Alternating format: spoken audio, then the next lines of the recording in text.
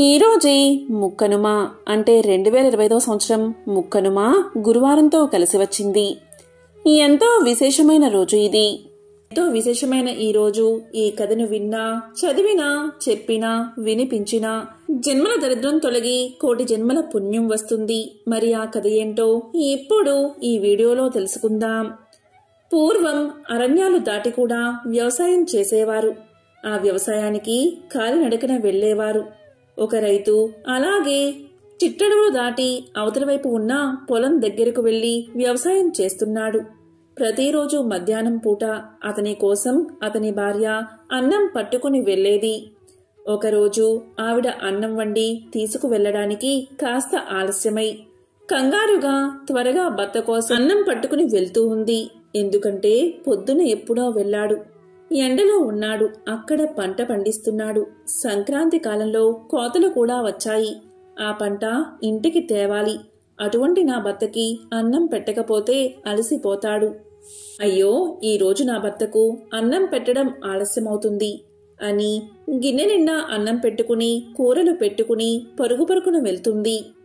చిట్టడవిని త్వరగా దాటాలని వెళ్తూ ఉంటుంది. అక్కడ దారిలో అడవిలో ఒక చెట్టు దగ్గర తలకిందులుగా వేలాడుతూ ఒక ఋషి ఉన్నాడు. ఆయన తపస్సు చేసుకుంటూ ఉన్నాడు. భర్తకు అన్నం తీసుకువెళ్ళాలి అన్న ఆతృతో ఉన్న ఆమె ఆ రైతు భార్య తలకిందులుగా తపస్సు చేస్తున్న ఋషిని ఢీకొట్టింది. వెంటనే ఆ ఋషి కిందకు పడిపోయాడు. అలా పడ్డంతో ఆయనకు ఎంతో కోపం వచ్చింది. అప్పుడు మహర్షి ఇలా అన్నాడు, ఓ నీచురాలా, కష్టపడి 100 సంవత్సరాల నుంచి తపస్సు చేసుకుంటున్నాను. అలా తపస్సు చేసుకుంటున్న నన్ను నువ్వు ఢీకొట్టి కిందకు పడగొట్టావు. నా నెత్తికి గాయమై బొబ్బి కూడా కట్టింది. నా తపస్సు మధ్యలోనే పాడైపోయింది. అందుకే ఇదే నా శాపమని ఇలా అంటాడు. నీ కాళ్ళు వెంటనే పడిపోతాయని శపిస్తాడు. కాని ఆవిడ కాళ్ళు పడిపోలేదు. ఆ రైతు భార్య అప్పుడు ఇలా పలుకుతుంది, క్షమించండి బాబు, నేను కావాలని మిమ్మల్ని తగల్లేదు అని నమస్కారం చేసి పరుగు పరుగున వెళ్లిపోతుంది. అలా ఆమె ముందుకు పరిగెత్తుకుంటూ వెళ్లడం చూసిన ఆ మహర్షికి మతి పోతుంది. అదేంటి, నేను శపిస్తే ఈ అడవిలోని సింహాలే చచ్చిపోతాయి, పాములు కూడా చచ్చిపోతాయి, ఎంతో మందికి కాళ్ళు విరిగాయి. అటువంటి ఈ రైతు భార్య నన్ను ఢీకొట్టగాని నీ కాలు విరగాలి అని నేను శపించినా సరే ఆమె కాళ్ళు ఎందుకు విరగలేదు అంటే నా దగ్గర తపశ్శక్తి లేదు అన్నమాట. ఇంకెందుకు నేను బతకడమని ఆ చెట్టు కొమ్మకే ఉరివేసుకుని చావబోయాడు మహర్షి. అంతా ఆ చెట్టు మీద ఉన్న వృక్షదేవత చూస్తూనే ఉంది. ఆమె వెంటనే ప్రత్యక్షమై ఇలా పలికింది, మూర్ఖుడా, ఎందుకు చస్తున్నావు అనగానే ఋషి ఇలా పలుకుతాడు, తల్లి, నేను శపించడం వల్ల ఆ రైతు భార్యకు కాలు విరగలేదు. నా దగ్గర తపశ్శక్తి లేనప్పుడు నేను ఎందుకు బతకడం, అందుకే చచ్చిపోతున్నాను అని పలకగానే దానికి వృక్షదేవత ఇలా అంటుంది, అందుకే నేను మూర్ఖుడు అన్నాను. నీవు నిన్ను ఉద్ధరించుకోవడం కోసం, నువ్వు స్వర్గానికి వెళ్లడం కోసం తపస్సు చేస్తున్నావు. ఇది నీ స్వార్థం. కాని ఆ రైతు భార్యది పరమార్థం. రైతు ఎప్పుడో తెల్లవారుజామున లేచి పంట పొలంలో నానా యాతనా పడి బోలెడంత ధాన్యం పోగు చేసి ఆ ధాన్యాన్ని లోకానికి ఇస్తున్నాడు.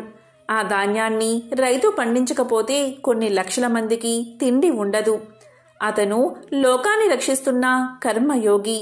నీవు స్వార్థయోగివి, అతను కర్మయోగి. అలాంటి కర్మయోగికి ఇంత అన్నం పట్టుకెళ్తున్న ఆ పతివ్రత ఆమె కర్మయోగిని. అటువంటి వాళ్లకు నీ శాపం ఏం తగలదు. ఇప్పుడు అర్థమైందా నీది స్వార్థం, వాళ్ళది పరమార్థమని అని వృక్షదేవత పలకగానే ఇదంతా విన్న యోగికి మతి పోయింది. నానా యాతనా పడి జపం తపం చేసేవారి కంటే సరైన మార్గంలో, ధర్మ మార్గంలో పంట పండించే రైతులు, తమ పనులు తాము చేసే రైతులు గొప్పవాళ్లు అని ఆ ఋషికి అర్థమై వెంటనే రైతుల్ని పూజించడం మొదలుపెట్టాడు.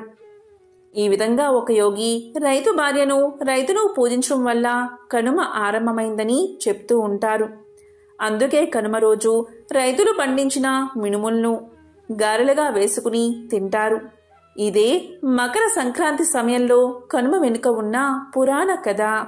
ఎవరైతే ఈరోజు ఈ కథను వింటారో, లేక చెప్తారో, లేక వినిపిస్తారో అటువంటి వారి జన్మల పాపాలు తొలగిపోయి కోటి జన్మల పుణ్యం వస్తుంది. సకల శుభాలు కలుగుతాయి. ఉపనిషత్తుల్లోని ఒక విశేషమైన కథను ఇప్పుడు తెలుసుకుందాం. ఒకసారి మానవ దేహంలోని ఇంద్రియాలకు అంటే ప్రాణానికి, మనసుకి, వాక్ శక్తికి, నేత్రాలకి, చెవులకి గొప్ప యుద్ధం జరిగింది. ప్రతి ఇంద్రియము కూడా నేను గొప్పదాన్ని అంటే కాదు, నేనే గొప్పదాన్ని అనే అహంకారం పెరిగి గొప్ప యుద్ధం జరిగింది. ప్రతి ఇంద్రియము నేనే గొప్పదాన్ని అంటే కాదు, నేనే గొప్పదాన్ని అని పోటీ పడ్డాయి. అవి ఎంత వాదించుకున్నా గొప్పవారు ఎవరో నిర్ధారణ కాలేదు. వేరే మార్గం లేక అవన్నీ కలిసి తమ తండ్రి అయిన ప్రజాపతి బ్రహ్మ వద్దకు వెళ్లాయి. అవి బ్రహ్మ వద్దకు వెళ్లి ఇలా పలికాయి, తండ్రి, మాలో ఎవరు గొప్పవారు, నీవే నిర్ణయించి చెప్పు అని అడిగాయి. ఇక ప్రజాపతి చాలా చిక్కుల్లో పడిపోయాడు. ఆయన అందరికీ తండ్రే కదా, ఆయనకందరూ సమానమే కదా, ఒకరు గొప్ప అని ఇతరులను బాధ పెట్టడం ఏమాత్రం ఇష్టం లేదు ఆయనకి. దాంతో బ్రహ్మ ఇలా పలికాడు, నాయనలారా, మీలో ఎవరు శరీరం నుండి వెళ్లిపోతే శరీరం పరిస్థితి నికృష్టంగా మారుతుందో అదే శ్రేష్టమైనది, అతనే గొప్పవాడు అని బ్రహ్మ తెలియచేశాడు. ఇక ఇంద్రియాల్లో ఒకటైన వాక్శక్తి ఇలా పలుకుతుంది, నేనే గొప్పదాన్ని, నేను లేకపోతే ఏదీ జరగదు, నేను మాట్లాడకపోతే మీ గతి ఏమవుతుందో చూడండి అని వాక్శక్తి బెదిరించి శరీరాన్ని వదిలి వెళ్లిపోతుంది. 1 సంవత్సరం తర్వాత శరీరం పరిస్థితి ఎలా ఉందో చూడ్డానికి వచ్చి ఇలా పలుకుతుంది, నేను 1 సంవత్సరం లేను కదా, నువ్వు ఎలా ఉన్నావు అని అడుగుతుంది. దానికి శరీరం, నేను చక్కగానే ఉన్నాను, ఇబ్బంది ఏమీ లేదు, మాట్లాడలేకపోయాను, కానీ చెవులతో విన్నాను, కళ్ళతో చూశాను, మనసుతో ఆలోచించాను, బ్రతికి హాయిగా ఉన్న సంగతి నువ్వు చూస్తున్నావు కదా అని పలుకుతుంది. ఈ మాటలు విన్న వాక్శక్తి తలవంచుకుని సిగ్గుపడి మళ్లీ శరీరంలోకి ప్రవేశిస్తుంది. ఈసారి నేత్రాలు గర్వించాయి, నేను లేకపోతే ప్రపంచమంతా అంధకారం, వాక్శక్తి ఎలాగో ఓడిపోయింది కాబట్టి నేనే గెలుస్తాను, నేనే గొప్పవాడిని, ఈ విషయాన్ని మీరందరూ తప్పక అంగీకరిస్తారు అని పలికి నేత్రాలు శరీరాన్ని వదిలి వెళ్లిపోయాయి. 1 సంవత్సరం గడిచిన తర్వాత వచ్చి ఇలా అడుగుతుంది నేత్రాలు, నేను లేకపోయేసరికి నీకు చాలా ఇబ్బందిగా అనిపించింది కదా, చాలా కష్టాన్ని అనుభవించావేమో అని అనగానే శరీరం ఇలా చెబుతుంది, ఎలాంటి ఇబ్బంది లేదు, కష్టం అసలే పడలేదు, నేత్రాలతో చూడలేదు కానీ చెవులతో విన్నాను, నోటితో మాట్లాడాను, మనసుతో ఆలోచించాను, హాయిగా ఉన్నాను, చూశావు కదా అని శరీరం సమాధానం చెప్తుంది. ఇది విని నేత్రాలు సిగ్గుపడి శరీరంలోకి ప్రవేశించాయి. ఇక నేత్రాల పక్కన ఉన్న చెవులకు గర్వం కలిగింది. ఈసారి నా గొప్పతనం చూపిస్తాను అనుకుని చెవులు ఇలా అన్నాయి, నేను లేకపోతే మీ శరీరం వృధా అని శరీరాన్ని వదిలిపోయాయి. 1 సంవత్సరం తర్వాత చెవులు తిరిగి వచ్చి శరీరాన్ని చూశాయి. నేను లేకపోతే నువ్వు బాగానే ఉన్నావా అని శరీరాన్ని అడిగాయి. దానికి శరీరం ఇలా సమాధానం చెప్తుంది, నేను బాగానే ఉన్నాను, కళ్ళతో చూశాను, నోటితో మాట్లాడాను, మనసుతో ఆలోచించాను, కేవలం వెళ్ళలేకపోయాను అంతే, బతికే ఉన్నాను, నువ్వు చూస్తున్నావు కదా అని సమాధానం చెప్పింది. ఇదంతా విన్న చెవులు సిగ్గుపడి తిరిగి శరీరంలోకి ప్రవేశించాయి. చివరికి మనసు ఇలా పలికింది, చెవులు, నేత్రాలు, వాక్శక్తి ఇవన్నీ గొప్పవి కానే కావు, చివరికి ప్రాణం, నేను మాత్రమే మిగిలి ఉన్నాం, ప్రాణం అసలు గొప్పది కానే కాదు అంటూ మనసు శరీరాన్ని వదిలి వెళ్లిపోయింది. 1 సంవత్సరం తర్వాత మనసు వచ్చి శరీరాన్ని చూసి నేను లేకపోయినా శరీరం బాగానే ఉంది, ఏమిటిది అని విచారిస్తూ శరీరాన్ని అడిగింది. దానికి శరీరం ఇలా చెప్పింది, నేను చాలా బాగున్నాను, కళ్ళతో చూశాను, నోటితో మాట్లాడాను, చెవులతో విన్నాను, చాలా హాయిగా ఉన్నాను అని పలకగానే మనసు కూడా సిగ్గుపడి తిరిగి శరీరంలోకి ప్రవేశించింది. ఇప్పటి వరకు ఎవరు గొప్పవారో ఇంకా నిర్ధారణ కాలేదు. ప్రాణం మాత్రం ఇంతవరకు నిశ్శబ్దంగా ఉండి జరిగిందంతా చూస్తూ ఉంది. తాను అన్నిటికంటే గొప్పదాన్నని దానికి తెలుసు. అదే లేకపోతే శరీరం బ్రతకదని తెలుసు. ప్రాణం ఉంటేనే కళ్ళు, చెవులు, నోరు, వాక్శక్తి, మనసు తమ తమ పనులు చేస్తాయి. ఇక అన్ని అవయవాల అహంకారం తగ్గాక ప్రాణం శరీరం నుంచి వేరు కావడానికి ప్రయత్నించింది. అలా ప్రయత్నించగానే కళ్ళు, చెవులు, వాక్శక్తి, మనసు ప్రమాదంలో పడిపోయాయి. అప్పుడు అవన్నీ కలిసి నీవే గొప్పదానవు, మా అందరికంటే నీవే ఉన్నతమైన దానివి, నీ వల్లే మేము జీవించి ఉన్నాము. ఓ ప్రాణమా, నీవే తల్లివి, నీవే తండ్రివి, నీవే శక్తివి, నీవే తేజానివి. తల్లి పిల్లల్ని ఎలా రక్షిస్తుందో మమ్మల్ని నీవే రక్షించాలి అని మొరబెట్టుకున్నాయి. ఇక ప్రాణం ఇదంతా విని సంతోషించి తాను అందరికంటే గొప్పదాన్ని అని అందరూ గ్రహించినందుకు ఎంతో తృప్తి చెందింది.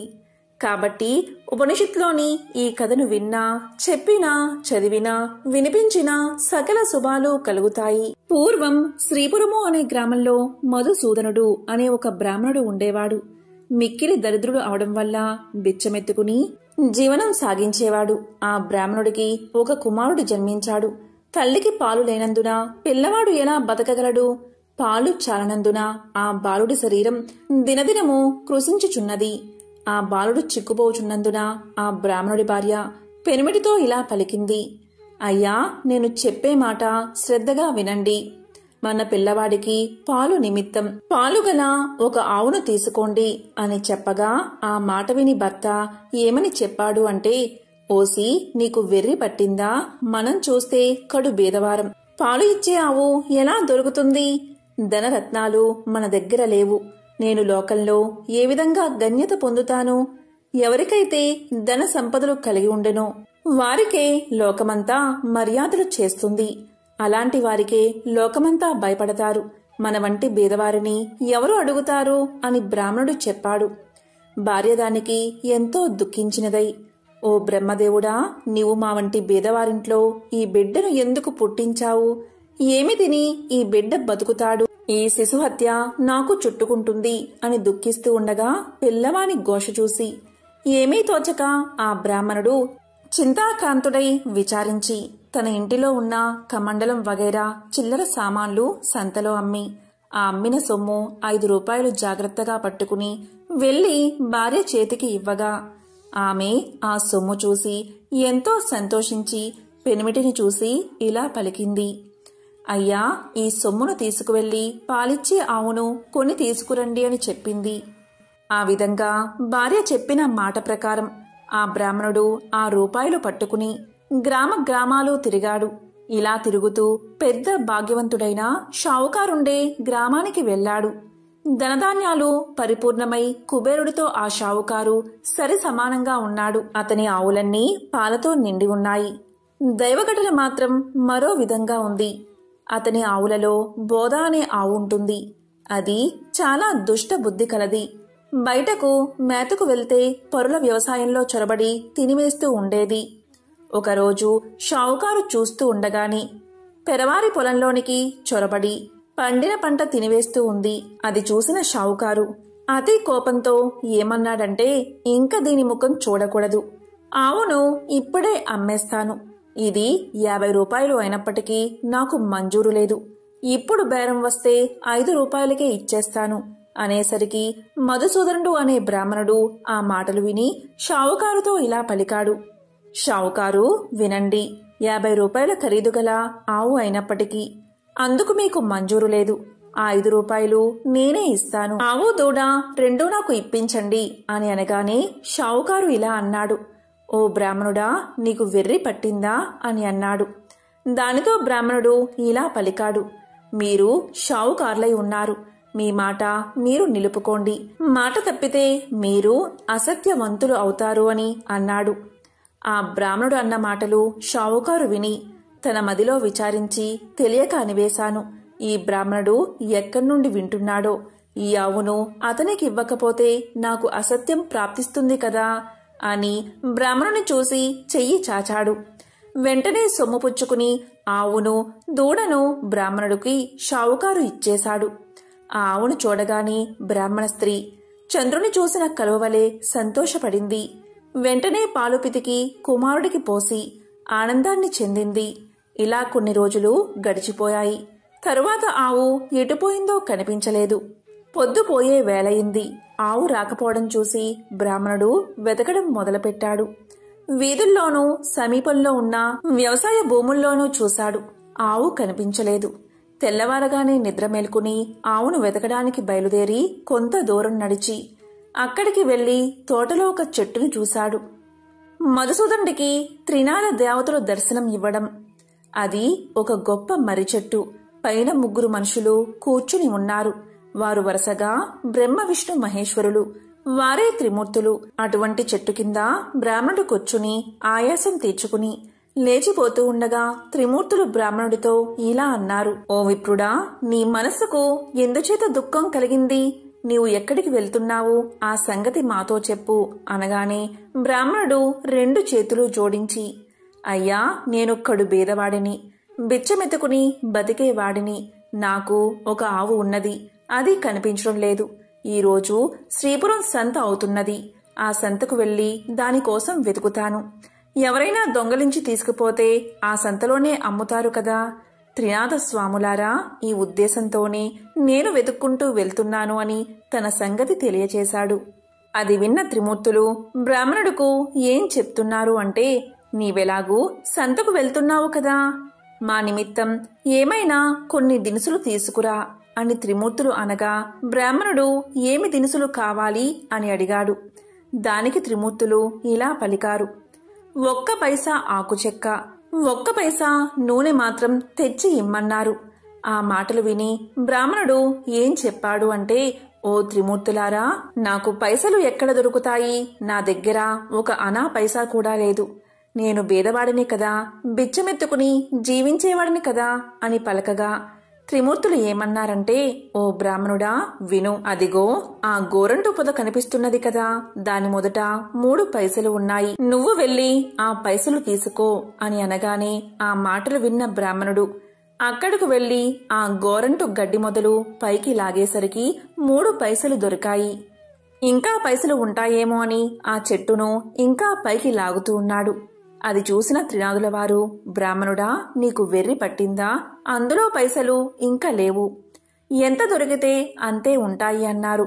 ఆ మాటలు బ్రాహ్మణుడు విని అక్కడి నుండి వెళ్లిపోయాడు.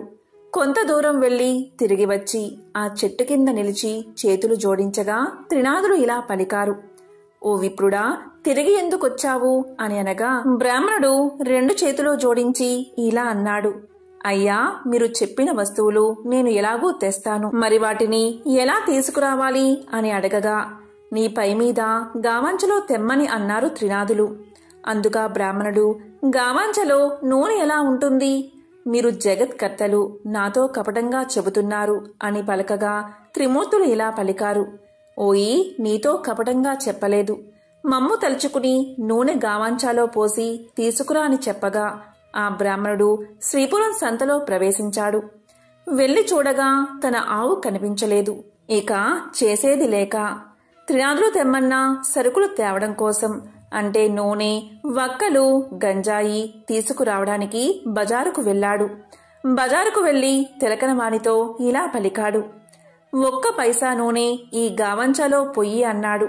అందుకా తిలకలవాడు ఆశ్చర్యపడి, ఈ బ్రాహ్మణుడు పిచ్చివాడు కాబోలు అని నూనె లేదు అని చెప్పాడు. అక్కడి నుండి వెళ్లి ఒక ముసలి తిలకలవారిని నూనె అడిగాడు బ్రాహ్మణుడు. అంత ముసలివాడు ఇలా అన్నాడు: దిగమట్టు నూనె ఎంతటిది కావాలి అని అడగగా 1 పైసా నూనె మాత్రం ఇమ్మని అన్నాడు బ్రాహ్మణుడు. తెలికలవానికి గావంచా చూపించాడు. అప్పుడు తెలికలవాడు ఇలా అనుకున్నాడు: ఈ బ్రాహ్మణుడు వికార్పువాడు కాబోలు, వీణ్ణి మోసం చేసి పైసాలు తీసుకుంటాను అని ఆలోచించి కొలత పాత్ర తిరగవేసి నూనె కొలత వేసి ఇచ్చాడు. విప్రుడు గావంచా కొన చెంగు పట్టుకుని అక్కడి నుండి వెళ్లిపోయాడు. అంతే, తెలికలవాని కుండలో నూనె కొంచెమైనా లేకుండా పోయింది. అది చూసి తెలికలవాడు మూర్ఛపోయాడు. తెలికల వాళ్ళందరూ పరిగెత్తుకు వచ్చి ముసలవాని ముఖంపై నీళ్లు చల్లి సేద తీర్చి కూర్చోబెట్టారు. ఏం చెప్తాను, ఎక్కడ్నుంచో ఒక బ్రాహ్మడు వచ్చి గిద్దెడు నూనె కొన్నాడు. ఇప్పుడు ఇలా వెళ్లిపోయాడు. అతను అలా వెళ్లగానే నా కుండలో 1 చుక్కైనా నూనె లేదు అని చెప్పగా అందరూ తెలికల వాళ్ళు ఎంతో బాధపడ్డారు.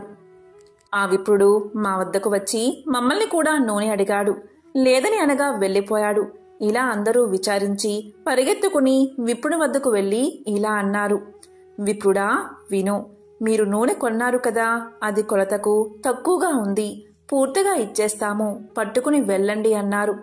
మళ్లీ విప్రుడు సంతకు వెళ్ళాడు. ఈసారి ముందు తెచ్చిన దుత్తతోనే చమురు సరిగ్గా కొలవగా ఎప్పటిలాగే దుత్త భర్తీలైపోయాయి. అది చూసిన ముసలి తెలికలమాని ఆనందానికి అంతు లేకుండా పోయింది.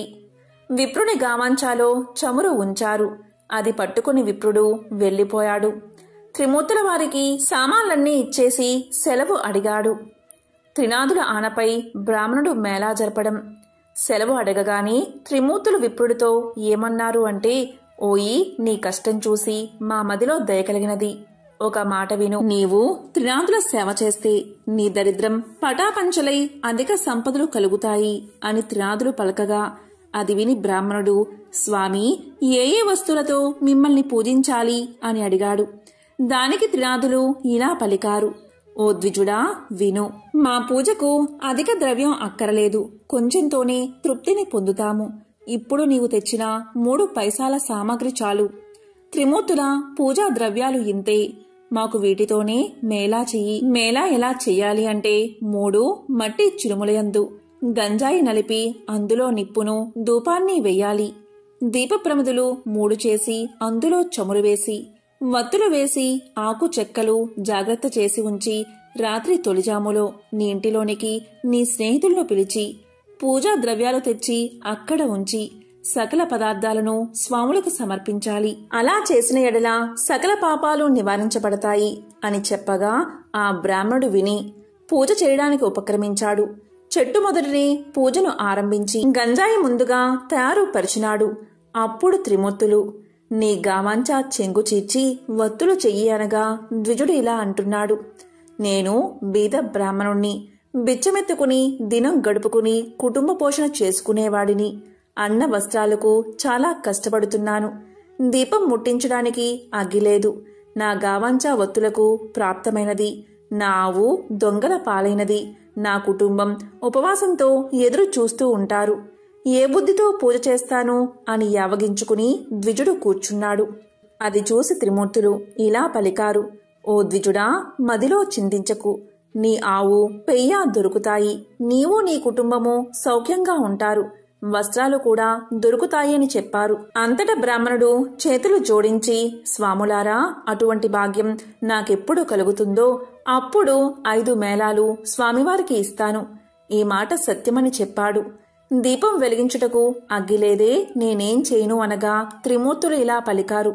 ఓ బ్రాహ్మణుడా, నీ 2 నేత్రాలు మూసుకో అని అనగానే బ్రాహ్మణుడు వెంటనే నేత్రాలు మూసుకోగా అకస్మాత్తుగా దీపం వెలిగింది. అది చూసి బ్రాహ్మణుడు ఆనందించి స్వామికి మేళా సమర్పించాడు.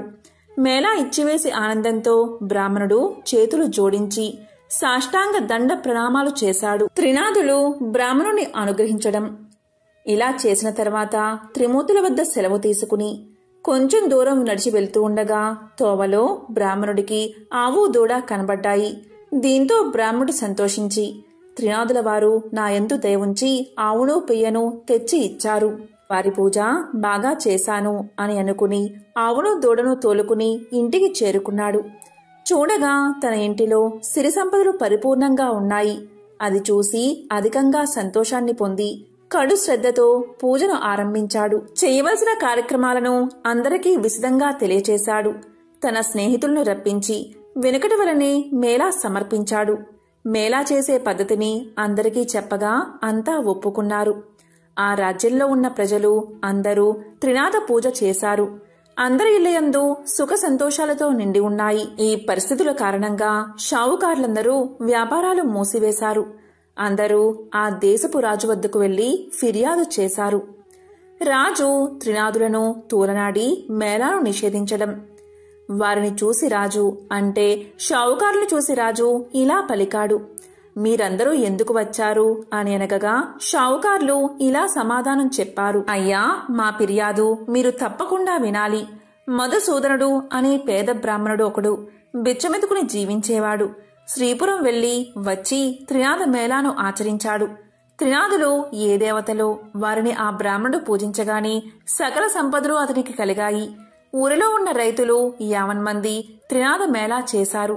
గుడ్డివారు, కుంటివారు అందరూ కూడా ఈ మేళా చేశారు. అందరూ కూడా మోక్షాన్ని పొందారు. ధనధాన్యాలు కలిగి కుబేరుడితో సమానమైపోయారు. మా వ్యాపారాలు పోయాయి, మా క్రయ విక్రయాలు ఎలా జరుగుతాయి అని చెప్పగా రాజా మాటలు విని చాలా కోపం తెచ్చుకుని సకల జనులను పిలిపించి కోపంతో ఇలా పలికాడు. త్రినాథులు అనే దేవతలు ఏ దేవతలు?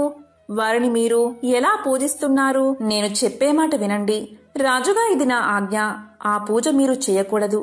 అలా పూజ ఎవరు చేస్తారో వారు 500 రూపాయలు జరిమానా ఇచ్చి 6 మాసాలు ఖైదులో ఉండాల్సి వస్తుంది. అలా కాని ఎడల శూలం వేయబడుతుంది అని రాజుగారు ప్రజలందరికీ తాకీదు ఇచ్చి పంపించారు. త్రినాథులు రాజుపై కోపగించుట, యువరాజు మరణం. ఈ సంగతి త్రినాథుల వారికి తెలిసి ఆ రాజుకు దండన విధించారు. దాని ఫలితంగా రాజకుమారుడు చనిపోయాడు. నగరంలో ఏడ్పుఘోష వినిపిస్తుంది. ప్రజలందరూ విని రాజు వద్దకు పరిగెత్తారు. రాజు దైవకృప తప్పడం వల్ల తన కుమారుడు చనిపోయాడని అనుకుంటున్నాడు. కుమారుడి ముఖం చూస్తూ రాజు ఏడుస్తున్నాడు. తల్లి, బంధువులు మొదలైన వారంతా దుఃఖిస్తున్నారు. దహనం చేయడానికై స్వర్ణభద్రా నదీ తీరమందు ఆ శవాన్ని ఉంచారు. త్రినాథుల దయతో యువరాజు బతకడం. త్రినాథులకు దయ కలిగినది. రాజకుమారుణ్ణి బతికించేద్దామా, మనకు పేరు ప్రఖ్యాతులు వస్తాయి అని బాగా ఆలోచించి బ్రాహ్మణ రూపంలో ఆ శ్మశానానికి వచ్చారు. రాజును వారి సమూహాన్ని చూసి ఇలా అన్నారు. మీరందరూ ఈ నదీ తీరానికి ఎందుకు వచ్చారు? ఎందుకు ఇలా విచారంగా కూర్చున్నారు? ఈ పిల్లవాడు ఎందుకు పడుకుని ఉన్నాడు? ఇతని శరీరంలో చల్లదనం కలదే అని అనగా అంతా త్రిమూర్తులతో ఇలా పలికారు. మీతో ఏం చెప్పగలం? రాజకుమారుడు చనిపోయాడు. ఆ రాజు ఏం దోషం చేశాడో కాని ఇతడు చనిపోయాడు అనగా ఈ కుర్రవాడు చనిపోలేదు. త్రినాథుల వారికి రాజు అపరాధం చేసినందున ఈ చావు కలిగినది. ఇప్పుడు మీరందరూ త్రినాథులను భజిస్తే ఆ బాలుడు లేచి కూర్చుంటాడు. మా మేళా చేయడానికి రాజు ఒప్పుకున్నట్లయితే ఈ రాజకుమారుడు బతుకుతాడు అని చెప్పి త్రినాథమూర్తులు అదృశ్యం అయిపోయారు.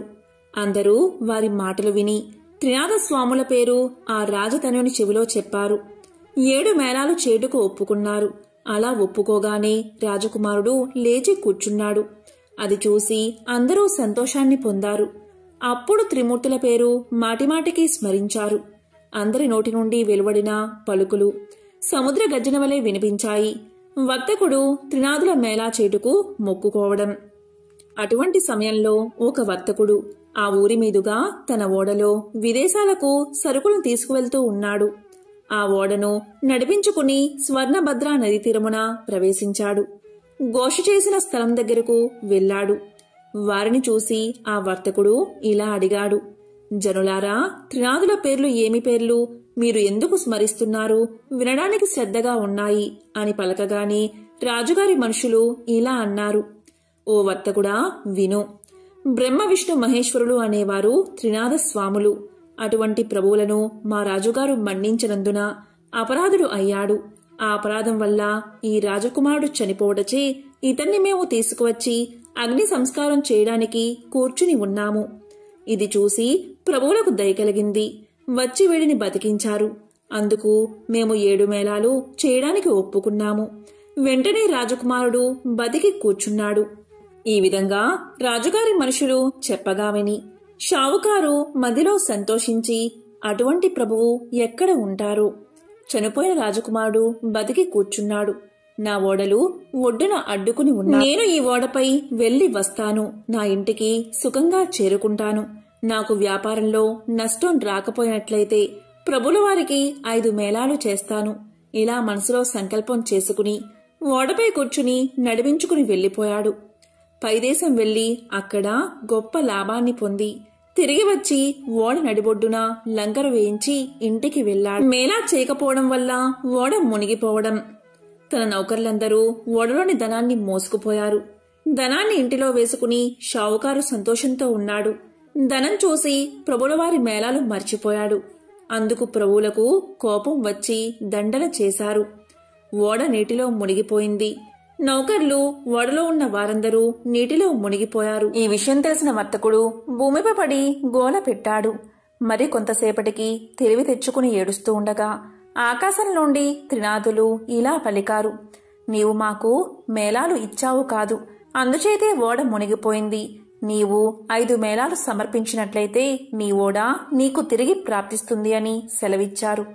అది విని షావుకారు మదిలో దుఃఖించి, ముందు నేను సంకల్పం చేసి ఉన్నాను, ప్రభువుల మహిమను మరిచిపోయాను, ఇప్పుడే త్రినాథుల వారికి మేళా ఇస్తాను అని మదిలో నిశ్చయించుకుని మేళాకు కావాల్సిన సామాగ్రి తెప్పించి స్నేహితులను రప్పించి ప్రభువుల వారికి మేళాను సమర్పించి ప్రార్థించాడు. నీటిలో మునిగిపోయిన ఓడ వెంటనే పైకి తేలింది. అది చూసిన వ్యాపారి పట్టలేని సంతోషాన్ని పొందాడు. పరిచారకులు, నౌకర్లు, ఓడలో గల ధనం అంతా అలాగే ఉన్నాయి. అప్పుడు షావుకారు ధనాన్ని మోయించి ఇంటిలోకి ప్రవేశించాడు. గంజాయి, ఆకులు, చెక్కలు అన్నీ స్వామివారికి మేళా సమర్పించి సాష్టాంగ దండ ప్రణామాలు చేశాడు. రాజ్యమంతా త్రినాథస్వామి మేళా గురించి ప్రకటనలు చేశాడు. మేళాను చూడ్డానికి అంతా వస్తున్నారు. ఇటువంటి స్థితిలో గుడ్డి వాడొకడు తోమను పోయేవారితో, అన్నా మీరెవరు, మీ పేరేమిటి, మీరెక్కడకు వెళ్తున్నారు అని పలికాడు. వారు మేళా చూడ్డానికి వెళ్తున్నాము అని సమాధానం చెప్పారు. అది విన్న గుడ్డివాడు, అన్నా నాకు కళ్ళు లేవు, మీరందరూ నేత్రాలతో చూస్తారు, నేను దేనితో చూస్తాను అని అనగా మేళాకు వెళ్లేవారు ఇలా పలికారు: గుడ్డివాడా, త్రినాథస్వామి వారిని భజించు, నీ కన్నులు బాగా కనబడతాయి, ప్రభువుల వారి మహిమ చూడవచ్చు అని చెప్పి వారంతా మేళా వద్దకు ప్రవేశించారు.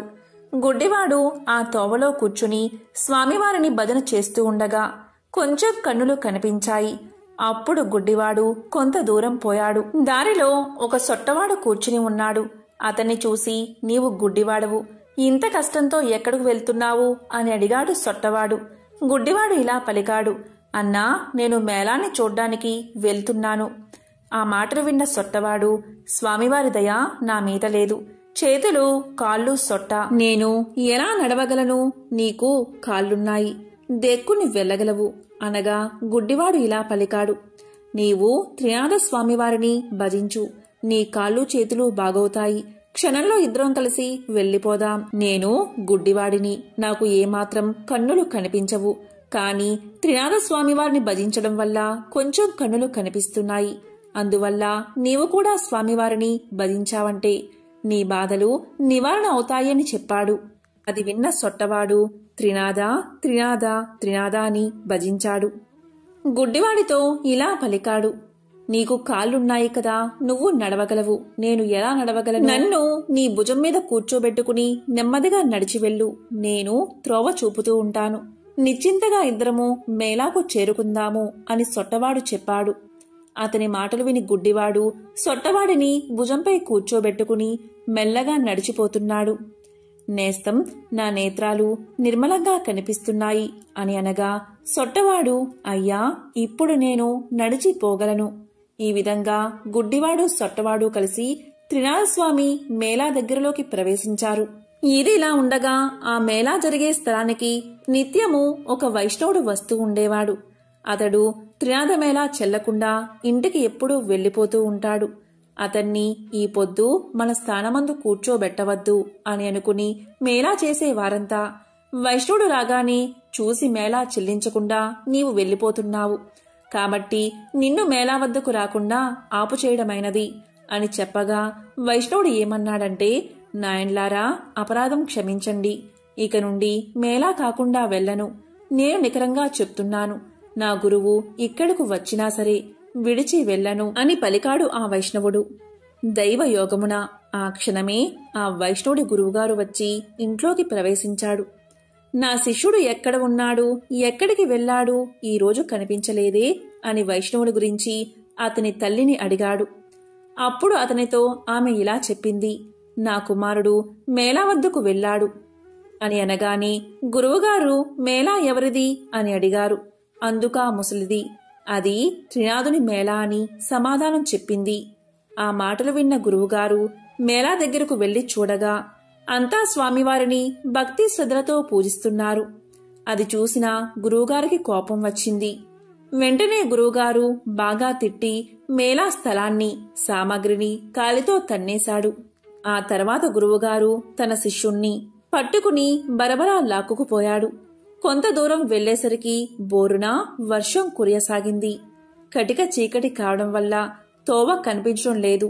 గురు శిష్యులు చెల్లా చెదురై అతి కష్టం మీద గురువుగారింటికి చేరుకున్నారు. గురువు ఇంటిలో చూడగా అతని తల్లి గడప వద్ద కూర్చుని ఏడుస్తున్నది. గురువు ఆశ్చర్యపడి లోపలికి పోయి చూడగా అతని భార్య, కుమారుడు చనిపోయారు. వారిని చూసి గురువు మూర్ఛబోయాడు. శిష్యుడు పట్టుకుని లేపి కూర్చోబెట్టి గురువుగారి ముఖంపై నీళ్లు చల్లి, అయ్యా, తమరు త్రినాథస్వామివారికి అపరాధులు. త్రినాథ మేళాను పాడు చేశారు. అందుకే మీకిది ప్రతిఫలం. మీరు నిష్ఠతో స్వామివారి మేళాను చేస్తే మీ భార్య కుమారులు బతుకుతారు అని శిష్యుడు పలకగా ఆ మాట విని గురువుగారు 5 మేళాలు ఇవ్వడానికి ఒప్పుకోగా వెంటనే భార్య కుమారులు లేచి కూర్చున్నారు. త్రినాథ మేళా పాడు చేసినందుకు తగిన శిక్ష దొరికింది. నేను మూర్ఖుడను, అదముడను, ప్రభులవారి మహిమ తెలుసుకోలేకపోయాను అని ప్రభులవారిని క్షమాపణ వేడి మేళాకు కావలసిన పదార్థాలు యావత్ తెప్పించి అందరితో కలిసి మేళా సమర్పించాడు. నూనె కాండం చెల్లినది, ప్రభులవారి పూజ కావచ్చినది. ఆకులు, చెక్కలు, గంజాయిని అందరూ పంచుకుని సేవించి సుఖాన్ని అనుభవించారు. ఫలశ్రుతి: ఈ చరిత్ర ఎవరు వింటారో వారికి కుష్ఠవ్యాధి, గుడ్డితనము కూడా పోయి తరిస్తారు. పుత్రులు లేని స్త్రీ నిర్మలంగా ఉంటే పుత్రులు పుడతారు. ఎవరైనా కొంటెగా హాస్యంగా చెప్తే గుడ్డితనము, నడ్డితనము కలుగుతుంది. 3 త్రిమూర్తులను 3 స్థలాల్లో ఉంచి ముందు విష్ణువును పూజించాలి. చందనము, పువ్వులు తెచ్చి త్రిమూర్తులను వేరువేరుగా పూజించాలి. నైవేద్యం సమర్పించి గంజాయిలో అగ్నిని వెయ్యాలి. తాంబూలం 3 భాగాలు చేసి ఉంచాలి. త్రిమూర్తుల వారి ఎడమ భాగమున వినాయకుణ్ణి ఉంచాలి. 3 దీపాలు వెలిగించి, ఓ త్రినాథ స్వాములారా దయచేయండి అని పలకాలి. అంతా సమర్పించి త్రినాథ స్వాముల వారి పాదాలపై పడాలి. అందరూ నిర్మలమైన మనస్సుతో కూర్చుని కథ వినాలి. ప్రసాదం అందరూ పంచుకుని సేవించాలి. ఈ విధంగా త్రినాథులను పూజిస్తే త్రినాథుల అనుగ్రహం తప్పకుండా అలాంటి వారికి కలుగుతుంది. త్రిమూర్తులైన బ్రహ్మ, విష్ణు, మహేశ్వరుల్ని త్రినాథులుగా ఈ వ్రతకథలో పూజించడం జరిగింది. ఇలా ఒకేసారి త్రిమూర్తులను పూజించే వ్రతం ఎక్కడా లేదు. ఈ విధంగా త్రిమూర్తులను ఒకేసారి పూజించే వ్రతమే త్రినాథ వ్రతం. ఇందులో గంజాయి ధూపం సమర్పించాలని ఉంటుంది. ప్రస్తుతం గంజాయి కలిగి ఉండడం చట్టరీత్యా నేరం కనుక పొగాకునే సమర్పించుకోవచ్చు. గంజాయి సమర్పించడం అంటే చాలా మందికి ఈ వ్రతం పట్ల సదభిప్రాయం కలగకపోవచ్చు. కానీ ఉత్తర భారతదేశంలో ముఖ్యంగా కాల భైరవస్వామి ఆరాధనలో మద్యం, కళ్ళు వంటివి సమర్పిస్తారు. ఈశ్వర ఆరాధనలో గంజాయి, పొగాకు వంటివి సమర్పించడం మనం చూడవచ్చు. ఎవరికైతే ఆసక్తి ఉంటుందో మీ సంకల్పాన్ని బట్టి మేళా అంటే వ్రతాన్ని కొన్ని సంఖ్యల్లో చేయవచ్చు. సాధారణంగా మనం బేసి సంఖ్యల్లో అంటే 1, 3, 5, 7, 9, 11 ఇలా మేళాను సమర్పించవచ్చు, అంటే వ్రతాన్ని చేయవచ్చు. మంగళం భగవాన్ విష్ణు, మంగళం మధుసూదన, మంగళం పుండరీకాక్ష, మంగళం గరుడధ్వజ, నీలాచల నివాసాయ నిత్యాయ పరమాత్మని, శ్రీ లక్ష్మీ ప్రాణనాథాయ జగన్నాథాయ మంగళం, దత్తాత్రేయ పుత్రాయ శ్రీ త్రినాథాయ మంగళం. మంగళం భగవాన్ విష్ణు, మంగళం మధుసూదన, మంగళం పుండరీకాక్ష, మంగళం గరుడధ్వజ, నీలాచల నివాసాయ నిత్యాయ పరమాత్మని, శ్రీ లక్ష్మీ ప్రాణనాథాయ జగన్నాథాయ మంగళం, దత్తాత్రేయ పుత్రాయ శ్రీ త్రినాథాయ మంగళం. ఎంతో విశేషమైన పవిత్రమైన ఈ రోజు ఈ కథను విన్నంతనే సకల దరిద్రాలు తొలగి సకల శుభాలు కలుగుతాయి. ఓం నమః శివాయ. ఓం నమో నారాయణాయ.